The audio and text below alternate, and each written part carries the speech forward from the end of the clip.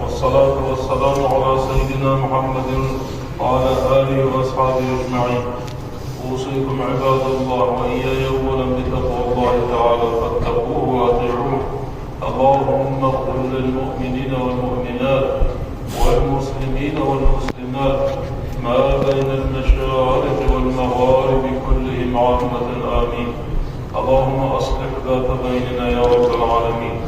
اللهم أيد الإسلام والمسلمين. اللهم أعز الإسلام والمسلمين. اللهم خذل الشرك والمشركين.